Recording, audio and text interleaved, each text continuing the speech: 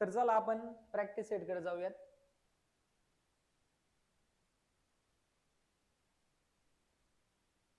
ठीक आहे, चला प्रॅक्टिस सेट कडे जाऊ. प्रॅक्टिस सेट आहे 4.2. याचा बेसिक आपण पाहिलेले आहे.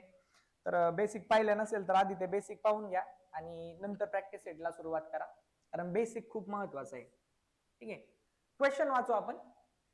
चेतना store paid total GST of ₹1,05,000 at the time of purchase म्हणजे खरेदी करताना. ठीक आहे, खरेदी करताना. And collected GST ₹1,22,500 at the time of sale म्हणजे वस्तू विकताना. आणि तो कालावधी दिलाय 1 जुलै to 31 July of 2017.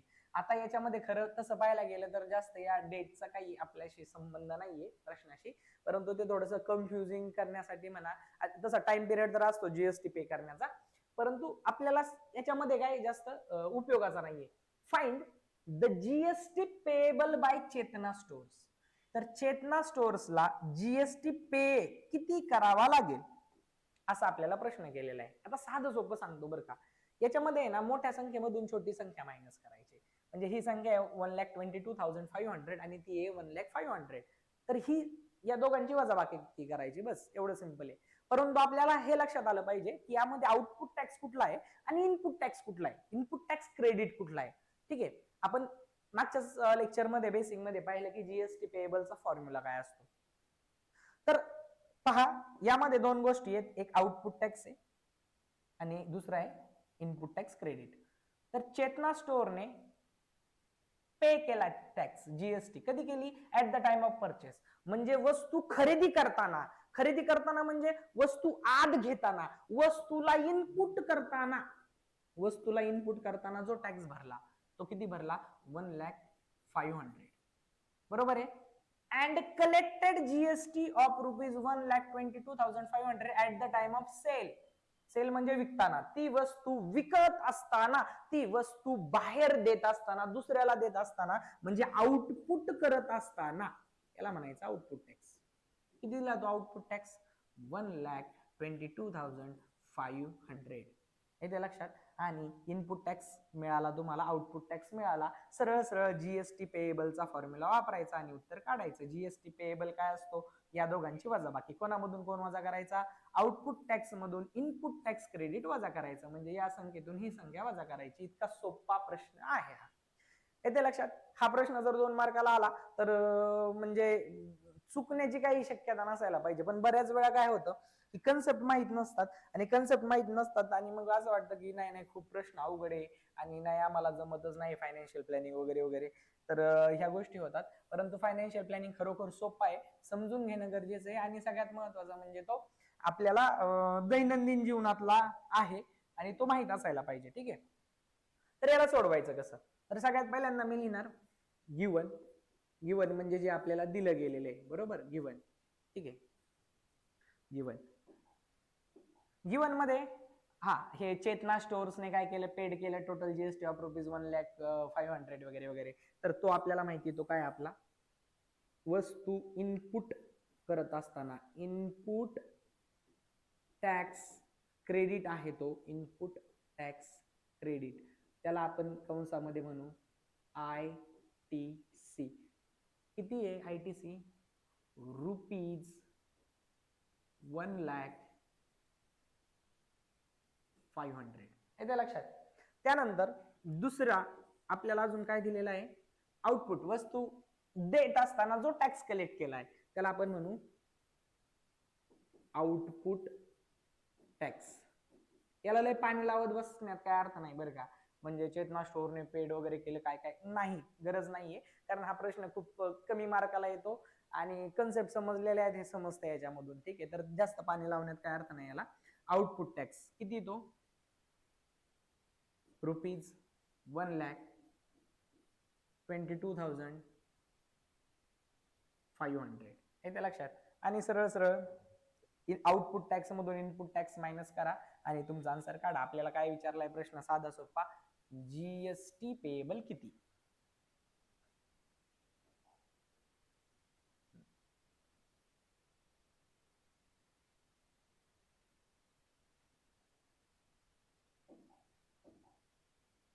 Me solution मध्ये लिहितो.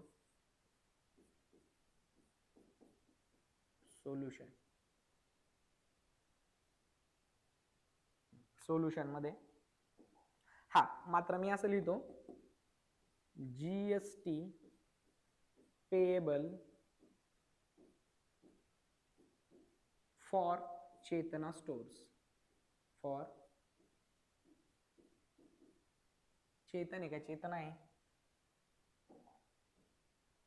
चेतना stores, GST payable for Chetna stores, Chetana stores. आणि फॉर्म्युला तर तुम्हाला माहित असायला पाहिजे, is equal to output tax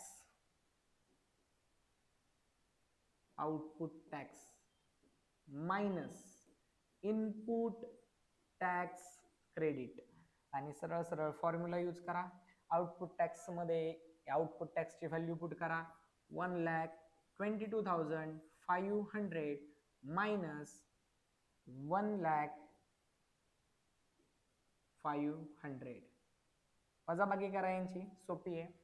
500 हे 500 गेले, 1 2 3 22 असेच राहणार.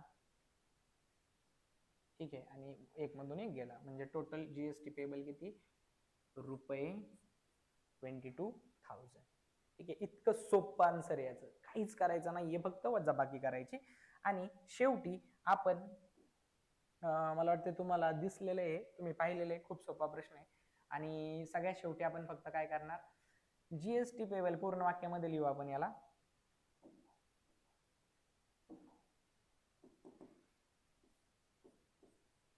GST payable for Chetna stores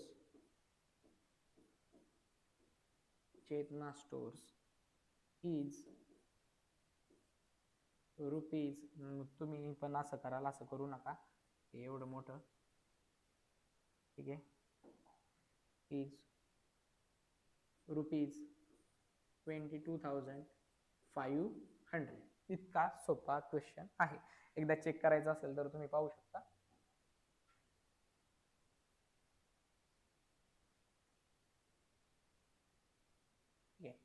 given पासून पहा, काहीच नाहीये याच्यामध्ये, खूप जास्त इझी क्वेश्चन. ठीक आहे.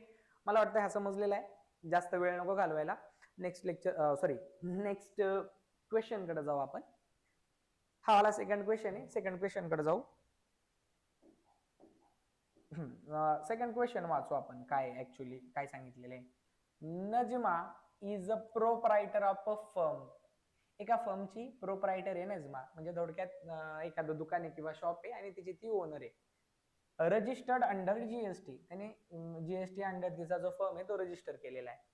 She has paid GST of rupees 12,500 on a purchase and collected rupees 14,750 on sale. सोपा क्वेश्चन आहे. पुन्हा एकदा, हे बाकीचं जास्त महत्वाचं नाहीये, हे महत्वाचं आहे की तिने काय केलं की 12,500 म्हणजे 12,500 परचेस करताना, परचेस म्हणजे वस्तू आत घेताना, म्हणजे इनपुट करत असताना किती रुपये टॅक्स दिला, 12,500. म्हणजे हा काय झाला, input tax credit. And collected rupees 14,075 on a sale, म्हणजे ती वस्तू विकताना, वस्तू विकताना म्हणजे वस्तूला आउट करताना, बाहेर टाकताना, म्हणजे तो झाला आउटपुट टॅक्स किती, 14,750. आणि तुम्हाला माहिती आहे काय विचारलेलं असेल, what is the amount of ITC. ITC ची किंमत किती, आयटीसी आताच पाहिलं ना, इनपुट टॅक्स म्हणजे वस्तू आत घेताना किती, 12,500.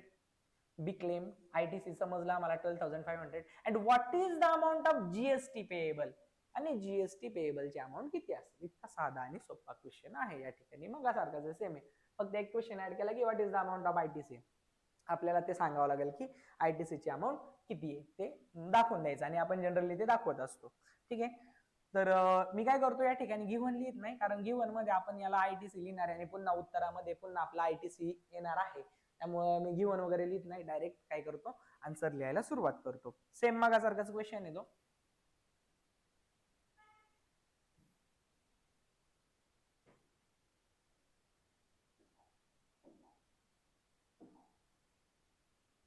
आपण म्हणू solution.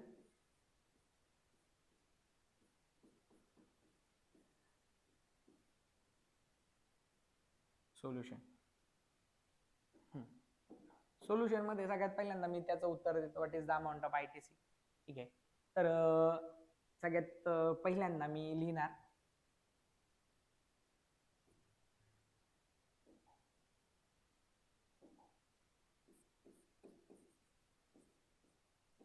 Amount of input tax credit, म्हणजेच कंसामध्ये लिहिणार ITC इज इक्वल टू किती, रुपीज किती आहे, 12,500. इथं तुम्हाला तुमचा मार्क मिळून गेला त्या क्वेश्चनचा. ठीक आहे, त्या क्वेश्चनचा तुम्हाला मार्क मिळून गेला. हे झालं ITC इनपुट टॅक्स क्रेडिट किती आहे, 12,500. आता मी लिहिणार, मला जीएसटी पेएबल काढायचे ना, त्यासाठी ITC पण पाहिजे आणि आउटपुट टॅक्स पण पाहिजे. तर मी लिहिणार amount of output tax is equal to amount of output tax. किती आउटपुट टॅक्सची अमाऊंट, 14,000 रुपीज, 14,750. ठीक आहे, आणि आपल्याला क्वेश्चन केलाय जीएसटी पेएबल किती आहे. तर जीएसटी पेएबल काढणं फॉर्म्युला माहिती आहे आपल्याला. ठीक आहे, मी तर जीएसटी पेएबल काढतो.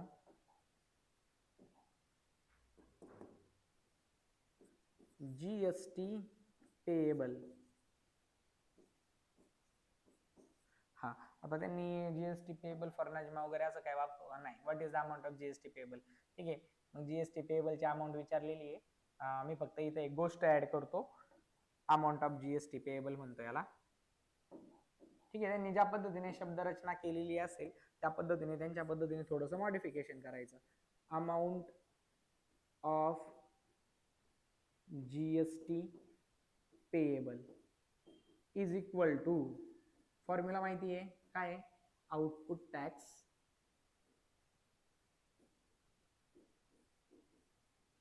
Minus input tax credit ITC, आणि टाका याच्यामध्ये किमती. आउटपुट टॅक्स किती आहे, साहजिक आहे, जो मोठा असतो त्याला आधी घ्यायचं. 14,750 मायनस इनपुट टॅक्स क्रेडिट किती आहे, 12,500, आणि यांची वजाबाकी करू आपण.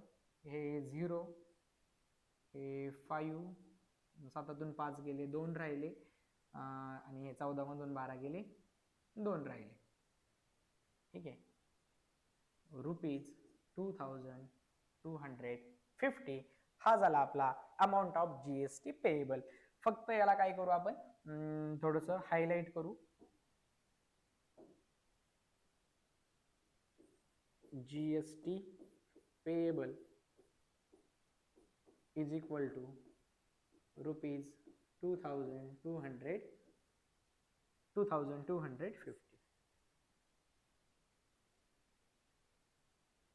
वहीवर हा चौकोन काढणं सोपं जातं, परंतु बोर्डवर ते खूप जास्त असं वाटतं की चुकतुक काय. ठीक आहे, हा इतका जास्त सोपा क्वेश्चन आहे. ठीक आहे, मला वाटतं तुम्हाला समजलेलं आहे. छोट्या छोट्या मार्काला क्वेश्चन विचारला जातो. हा 2 मार्काचा क्वेश्चन आहे, 1 मार्काचा पण नाही. हा 2 मार्काचा क्वेश्चन आहे, कारण डबल क्वेश्चन विचारलेला आहे. तुम्हाला क्वेश्चन समजण्यासाठी म्हणजे वेळ लागतो. हा भाग असा आहे की तुम्हाला जर कन्सेप्ट समजलेली असेल तर तुम्ही याला व्यवस्थित सोडवू शकता.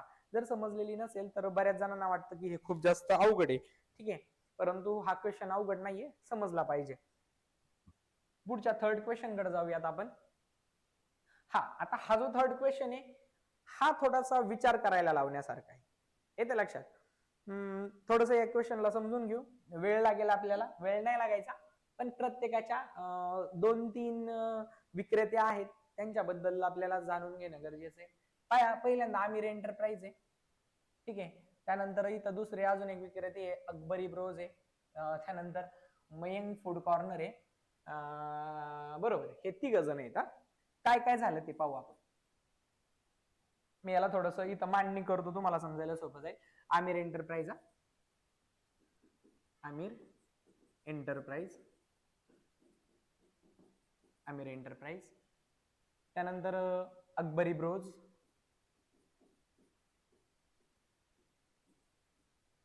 अकबरी ब्रदर्स, आणि तिसरा मयंक फूड कॉर्नर.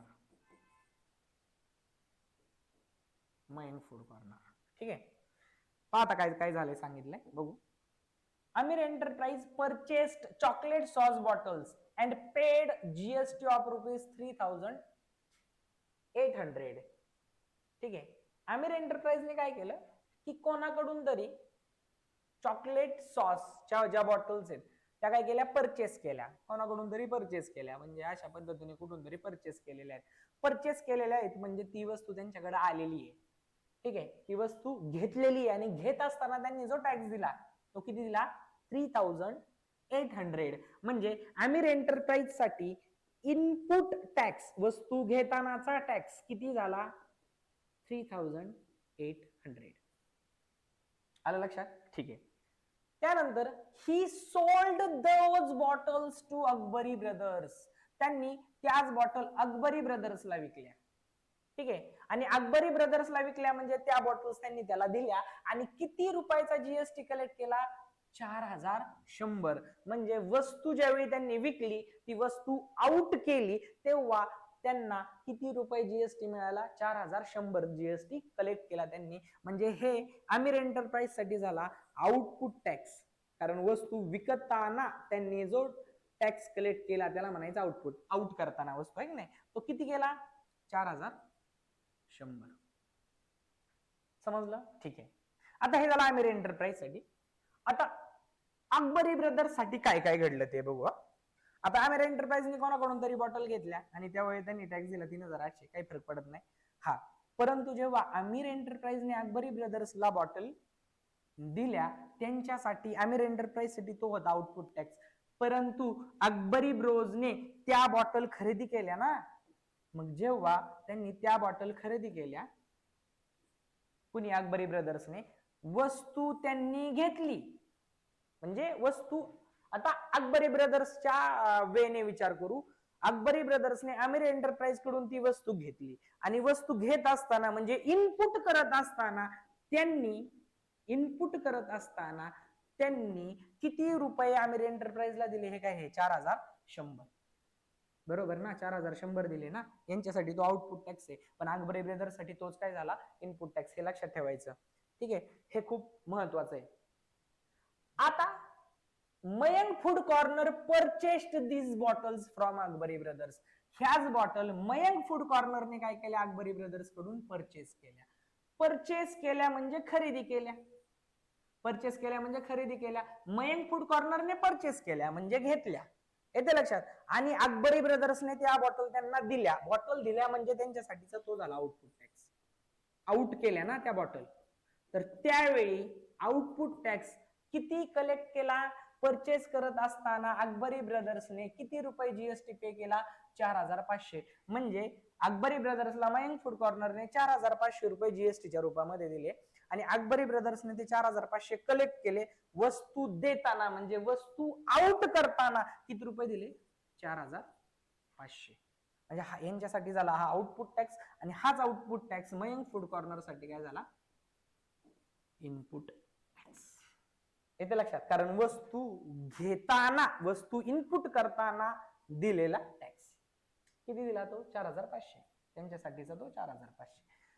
आता आपल्याला विचारलंय find the amount of GST payable at every stage. प्रत्येक ठिकाणी जीएसटी पेएबलची किंमत किती असेल of trading and hence find the payable CGST and SGST. प्रत्येक ठिकाणी जीएसटी पेएबल किती असेल. आता इथंच काढू शकतो. इथं जीएसटी पेएबल आपल्याला नाही माहिती कारण इथं आउटपुट टॅक्स नाहीये. मात्र 2 ठिकाणी आपण जीएसटी पेएबल लगेच काढू शकतो. हे समजायला सोपं गेलं ना. जीएसटी पेएबल कसं काढतो आपण, वजाबाकी करतो. कोणाकोणाची, जो मोठा आहे, मोठा कोण असतो कायम, आउटपुट टॅक्स. त्याच्यामधून इनपुट टॅक्स मायनस करतो. 4,100 मधून 4,100 मधून 3,800 गेले तर किती राहिले, 200 आणि हे 100, सॉरी 38 आणि 4,100, 300 रुपये. किती रुपये, 300 रुपये. हा झाला जीएसटी पेएबल, 300 रुपये. आणि या 300 रुपये मधला अर्धा म्हणजे 150 रुपये झाला SGST आणि 150 रुपये झाला CGST. इतकं सोपं आहे, येतं लक्षात. आणि सेम कंडिशन इथं किती रुपये, हा जीएसटी पेबल कसं काढणार, वजाबाकी करा, 4500 मधून 4100 गेले, किती राहिले 400 रुपये. ठीक आहे, आणि या 400 मधले CGST ला 200 आणि SGST ला 200. हे इतकं जास्त सोपं आहे. इथं जीएसटी पेएबल काढता येणार नाही, कारण इथं जर जीएसटी पेएबल काढायचं असेल तर आपल्याला मयंक फूड कॉर्नर साठीचा आउटपुट टॅक्स माहित पाहिजे, जो की आपल्याला माहित नाही. हे इतकं जास्त सोपं आहे. परंतु याला आपण असं लिहून चालणार नाही, आपल्याला याची मांडणी व्यवस्थित करावा लागेल. जर तुम्हाला हे समजलेलं असेल तर आपण मांडणी व्यवस्थित करू शकतो. खूप सोपं आहे. फॉर आमिर एंटरप्राइज म्हणायचं, एवढं सगळं लिहायचं, खाली जीएसटी पेएबलचा फॉर्म्युला टाकायचं, सेम असंच मांडायचं, फक्त आपण शेजारी शेजारी मांडले. याला फक्त काय करायचं, एका खाली एक मांडायचं.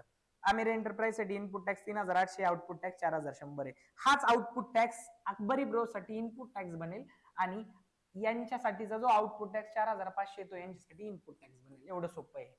हा, त्याच्यासाठी काही लिहिण्याची गरजच नाही मयंक फूड कॉर्नर साठी, कारण याचा जीएसटी पेएबल काढायचाच नाही आपल्याला. साधं सोपं आहे. एकासाठी हा इनपुट टॅक्स असेल, बरोबर आहे, आणि हा झाला त्याच्यासाठी आउटपुट टॅक्स, आणि हाच मयंक फूड कॉर्नर साठी होऊन जाईल इनपुट टॅक्स, आणि हा होईल त्याच्यासाठी आउटपुट टॅक्स. इतका जास्त सोपं आहे. ठीक आहे, मग मला वाटतं याला आपण थोडंसं क्लिअर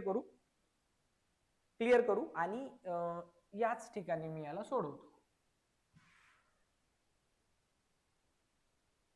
काय झालं रे बाबा, हा झालं,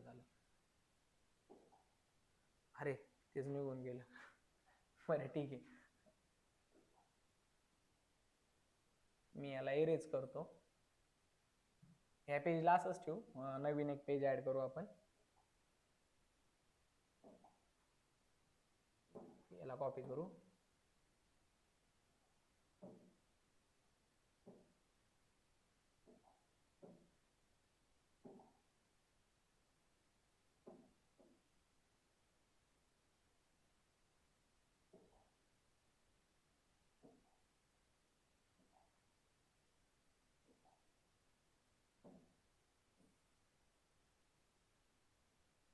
ठीक आहे, आपण याची मांडणी करून घेऊ आता व्यवस्थित.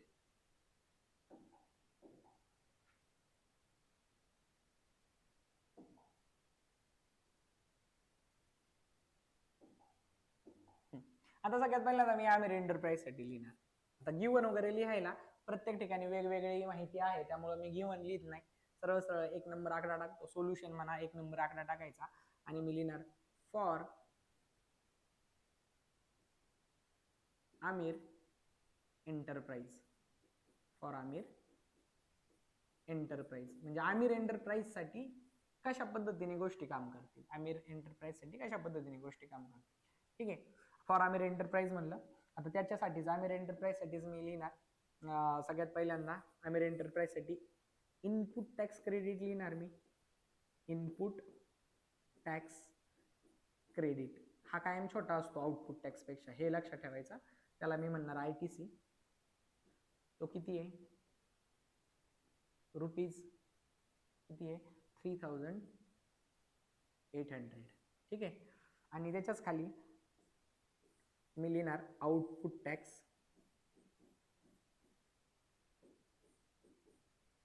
Output tax is equal to किती, आउटपुट टॅक्स त्याच्यासाठी 4100, 4100. ठीक आहे, आणि यावरून आपण जीएसटी पेएबल काढणार आहे.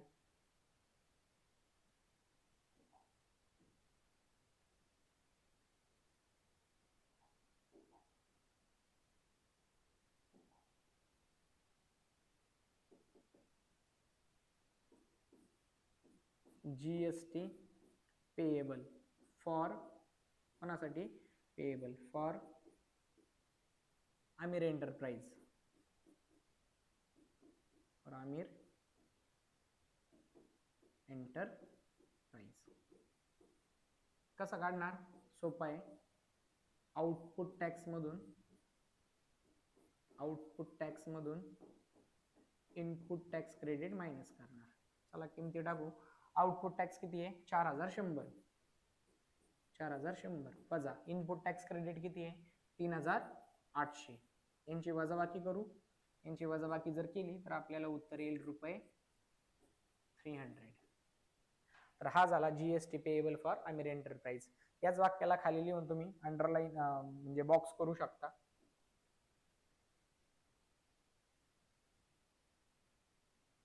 फॉर आमिर एंटरप्राइज साठी ज्या गोष्टी आहेत यालाच मी बॉक्स करतो. मी तर लिहू शकतो आपण जीएसटी पेएबल फॉर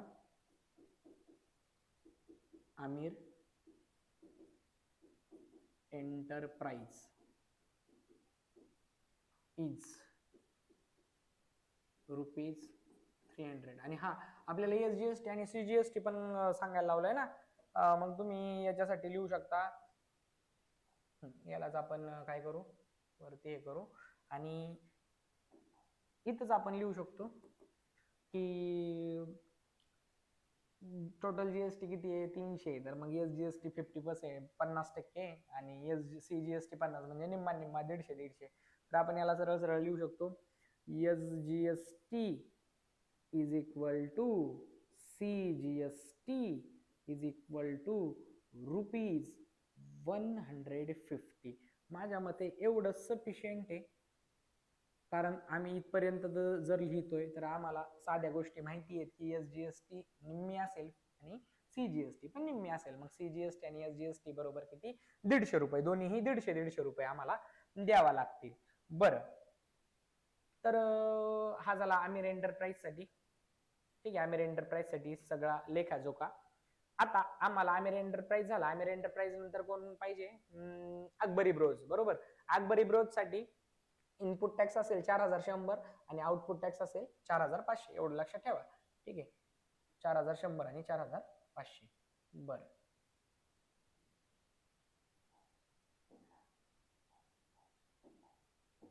मी तो 2 नंबर आकडा टाकतो आणि लिहितो for Akbari Broz.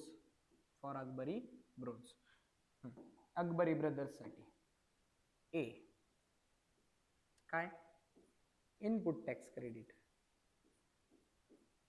Input tax credit, यालाच आपण म्हणतो आयटीसी. किती आयटीसी आता पाहिलं आपण, ₹4100, ₹4100. आणि त्याच्यासाठीच आउटपुट टॅक्स किती असेल, ₹4500. येते लक्षात. आणि आता आपण जीएसटी पेएबल काढणार आहोत. कोणासाठी, GST payable for Akbari bros. Akbari bros साठी जीएसटी पेएबल कसं काढणार, same formula, output tax minus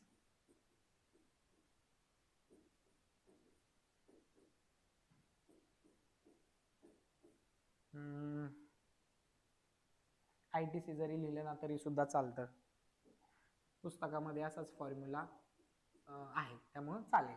output tax किती आपला 4500 आणि इनपुट टॅक्स आयटीसी किती आहे 4100. तर अशा पद्धतीने याचं उत्तर आलेलं आहे आपलं ₹400. ठीक आहे, आणि आपण याला खाली लिहू. याचा पण सीजीएसटी आणि एसजीएसटी काढायला सांगितलंय त्यांनी एव्हरी स्टेजला. ठीक आहे, मी इथपर्यंत घेतो याला.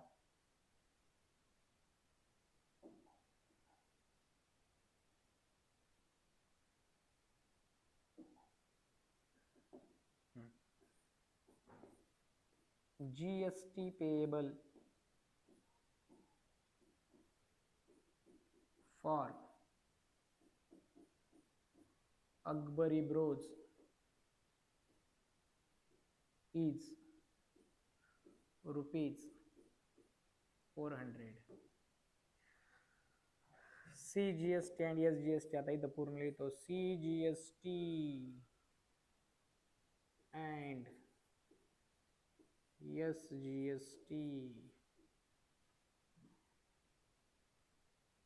नको, काही गरज नाहीये याला. Direct is equal to SGST आणि निम्मी निम्मी करा, 400च्या निम्मी 200, 50%, 200 half half.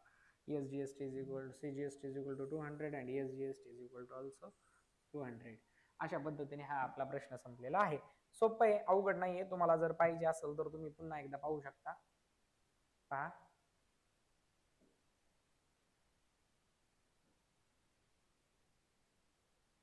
For Aamir enterprise अशा पद्धतीने, आणि फॉर अकबरी ब्रोज अशा पद्धतीने.